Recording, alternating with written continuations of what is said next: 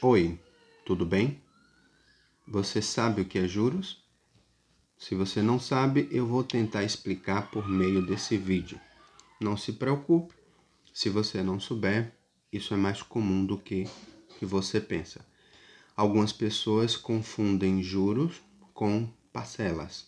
Parcela do empréstimo é uma coisa, os juros é outra coisa. Parcela tem um prazo para acabar, 2, 3, 4, 5 anos, dependendo do convênio, dependendo do acordo. Os juros têm um teto máximo permitido por lei e o teto mínimo é aquilo que o banco, o corretor ou a pessoa que te atendeu conseguiu para que você pudesse sair dali com aquela operação no bolso. Então, basicamente, juros é aquilo que o banco cobra por você estar usando o dinheiro dele por determinado período. Geralmente a cobrança dos juros são mensais, um período de 30 dias. Então, se você pega R$ 1.000 por mês com juros de 2%, significa que dentro de um mês você vai pagar para o banco R$ 20. E a cada R$ 100 você paga R$ 2 de juros. Em um ano, você terá pago aproximadamente R$ 240 de juros para aquela instituição. Então, suponhamos que você tenha pego emprestado R$ 1.000 para devolver dentro de um ano, você vai devolver 1.240 se você tomou com juros de 2% ao mês. Alguém pergunta, esse juros é caro? Eu digo não. Ao mesmo tempo, eu digo, você vai fazer o que com esse dinheiro? Se bem que não é da nossa conta, dependendo da linha de crédito, um gerente ou um operador de crédito, ele tem que fazer várias perguntas para quem está tomando, para ver se a pessoa tem realmente condições de administrar aquele dinheiro. Quem empresta quer receber o dinheiro de volta e o operador de crédito, seja o caixa, seja o gerente, seja alguém de uma financeira, em certa forma ele tem responsabilidades por aquilo. Sendo um crédito consignado, essa responsabilidade diminui bastante. Nós não interrogamos tanto, não é da nossa conta aquilo que você vai fazer com o dinheiro. Sendo uma outra linha de crédito que não é no convênio, que é na área de investimento, dependendo da situação, muitas perguntas serão feitas para ver se você sabe administrar aquele dinheiro. Dinheiro é bom, mas dinheiro não é de graça. Quem emprestou quer receber e quer receber da melhor forma possível. Sem briga, sem intriga, sem contenda, sem fórum, sem delegacia, só na base do contrato. O contrato foi feito, o contrato será cumprido. Então, juros de 2% não é um juros caro, dependendo daquilo que você vai fazer. Existe juros mais barato do que isso? Sim, para a indústria, para o comércio, algumas linhas de crédito rural.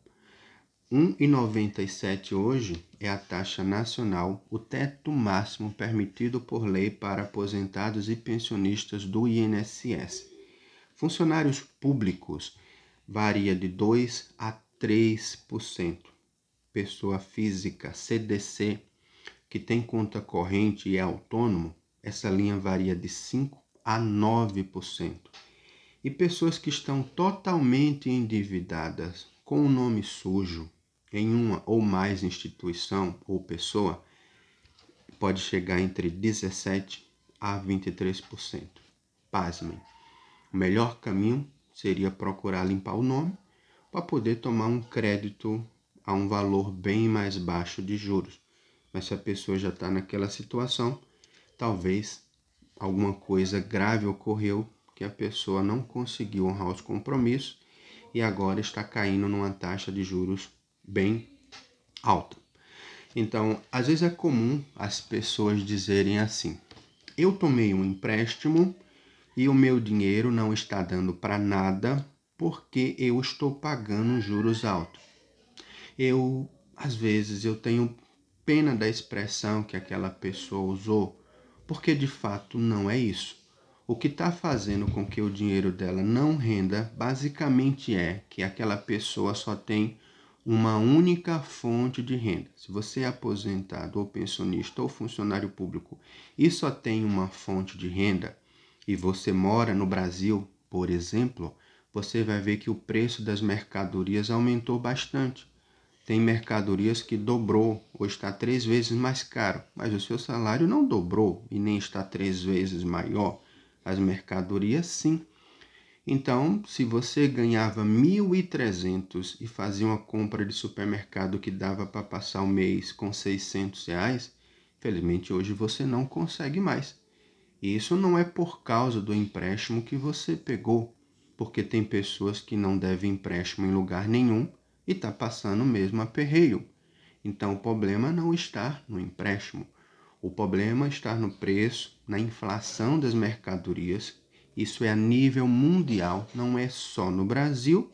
Outros países estão passando pela a mesma situação, enquanto que também temos a questão do salário mínimo brasileiro, que dá pouco poder aquisitivo para nós brasileiros, para vocês, para todo mundo que é assalariado.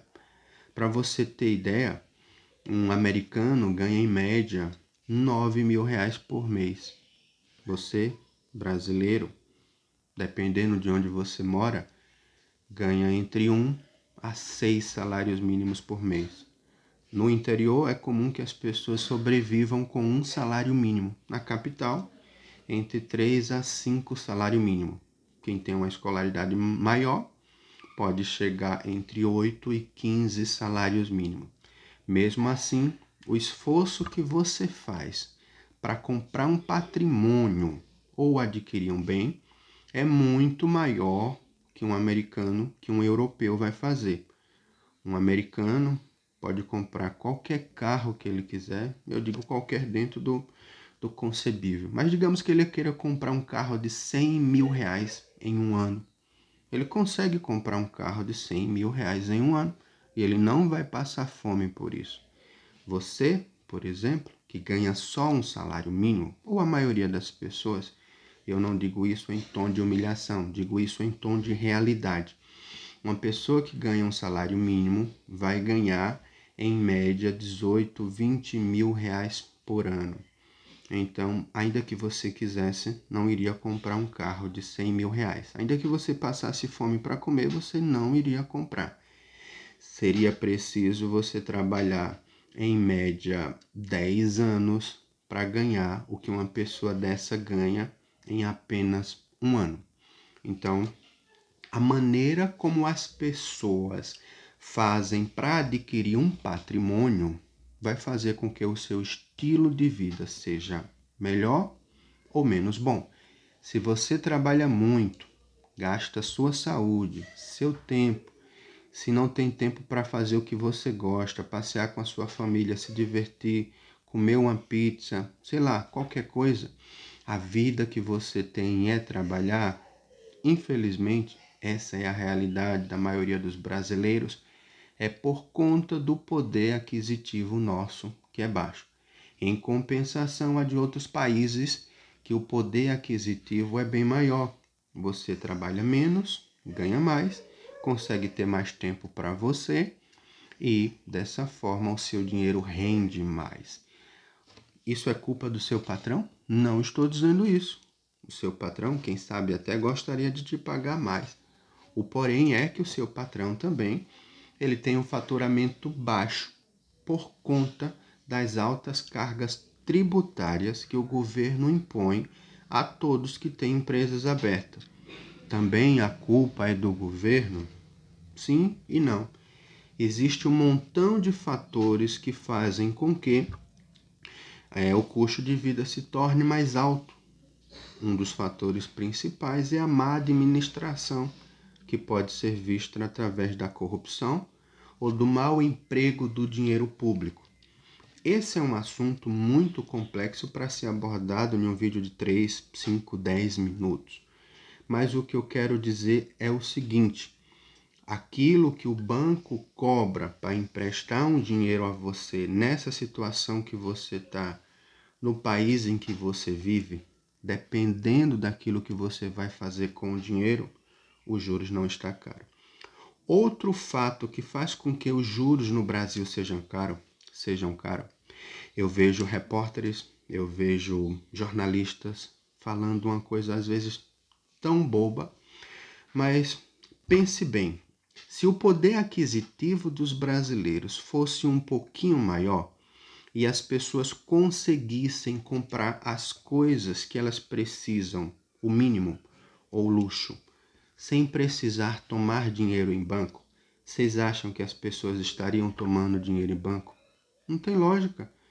Se alguém ganhasse 10 mil reais por mês, ou se a maioria das pessoas ganhasse mais de 10 mil reais por mês, elas não estariam recorrendo tanto a banco. Se elas não recorressem tanto a banco, iria sobrar mais dinheiro nos bancos. Com os bancos com tanto dinheiro sobrando, a tendência seria emprestar um juros mais baixo. Todos sabem que quanto maior é a demanda, maior também é a inflação daquele produto ou aquele serviço. Se tem pouca procura, então aquele produto tende a ficar mais barato, inclusive o dinheiro, que é um produto. Esse é um dos motivos que a taxa de juros no Brasil é tão alta. Eu não estou me referindo à taxa de juros Selic, eu estou me referindo à taxa de juros de modo geral. Se o poder aquisitivo das pessoas melhoram, as pessoas pegam menos dinheiro emprestado. Desse modo, quem quer emprestar dinheiro tem que abaixar, porque senão o dinheiro vai ficar parado. Um outro fator que devemos levar em consideração nesse quesito também é o risco de calote. Quanto maior o risco de calote em um produto, mais caro vai ser a taxa de juros ou o seguro bancário que será pago para que aquele dinheiro seja emprestado. Existe um outro termo chamado spread bancário, que é aquilo que o banco gasta para emprestar aquele dinheiro. Então, se um banco hoje te empresta 10 mil, pode prestar atenção que no comprovante ou na nota fiscal vai estar em torno de 10.350. Ele te emprestou 10 mil a você, mas automaticamente ele já pagou quase R$ 350 de juros ao governo por aquela operação. Uma operação chamada IOF, que é Imposto sobre Operações Financeiras. Essa operação é debitada. Se o cliente se arrepender em até uma semana, o banco devolve o dinheiro, o cliente devolve o dinheiro sem juros nenhum e também o banco não vai pagar juros ao governo. Mas se passa de uma semana e o cliente desiste daquela operação, o cliente pode desistir a hora que quiser, mas a partir de 7 dias, aquela operação já acarreterá os juros que o banco teve que pagar ao governo. O banco também não gastou apenas com o governo, gastou com o operador do crédito. Existe um custo em toda a operação bancária, toda ela. Para te emprestar um dinheiro ali, uma mocinha que está lá te atendendo, às vezes teve 100 outras pessoas por trás daquela operação. Desde o analista que está lá analisando a veracidade do documento para ver se o seu documento é verdadeiro ou falso, até a moça da limpeza lá que está limpando, tudo isso são custos. Seguro de vida, se a pessoa tem mais ou menos de 70 anos de idade, então tudo isso vai fazer com que a operação bancária se torne mais cara ou mais barata. A outra questão importante, além da questão da idade, é se aquele tipo de benefício está considerado como categoria de risco. Mesmo sendo consignado, INSS, por exemplo, de tempos em tempos, um benefício pode ser considerado risco. Atualmente, o benefício do tipo 32 é considerado risco pela maioria dos bancos, porque a qualquer momento o governo pode chamar aquela pessoa para a perícia e na perícia a pessoa pode perder ou não o benefício. Perdendo o benefício, o banco vai ter todo o trabalho para tentar recuperar aquele dinheiro. Em alguns casos sim, em outros casos não. Tudo isso é calculado e através de números que se consegue nos institutos de pesquisa, o banco vai calcular o custo daquela operação e vai decidir se continua emprestando dinheiro ou não, ou se diminui a idade. Tudo isso faz com que a taxa de juros aumente ou abaixe, seja menor ou seja maior em determinada região. Eu sei que o vídeo ficou um pouco grande, já estamos em 15 minutos, mas a ideia é fazer com que você entenda um pouco sobre como funcionam os juros. Em outro vídeo eu darei exemplos bem mais simples de ser entendido. Exemplos rurais, como é comum aqui na nossa região. Então, na próxima vez que você reclamar de uma taxa de juros, que você pode reclamar quando você quiser, é um direito seu, não tem problema. Mas se você diz o juro está caro, você pergunta caro em relação a quê? Caro em relação a um crédito de pessoa física, a um crédito de pessoa jurídica, a um crédito de pessoa autônoma, porque tudo pode ser relativo. E até mesmo se você pegasse dinheiro a 100% de juros, suponhamos que não convém, mas se aquilo que você vai investir te traz um retorno de 500%, você ainda estaria com 400% de lucro. Mas enquanto você não entender a questão do porcento, isso fica um pouco mais difícil de ser absorvido. A grande questão é que a maioria das pessoas que ganham menos de 2 salários mínimos, ou ela está pegando um dinheiro para adquirir um bem que não vai lhe trazer dividendos, ou ela está pegando um dinheiro para cobrir uma dívida anterior, por um problema de saúde ou por alguma coisa do tipo. Desse modo, ela não vai ver lucro daquilo que ela está investindo. Em um outro vídeo, eu falarei sobre ativos e passivos. Isso é muito importante para quem quer crescer com investimentos. Não importa se você tem uma barraquinha de pastel ou se você é dono de uma concessionária de carro. Se você não entende esse princípio de ativos e passivos, às vezes você vai trabalhar como burro do início até o fim da sua vida, vai morrer velho, acabado, sem saúde e vai dizer que algumas pessoas conseguiram alguma coisa na vida e você não. A questão não é que Deus te amaldiçoou ou que você, sei lá, uns nasceu para ser padre e outro para padecer. Não é assim que alguns dizem?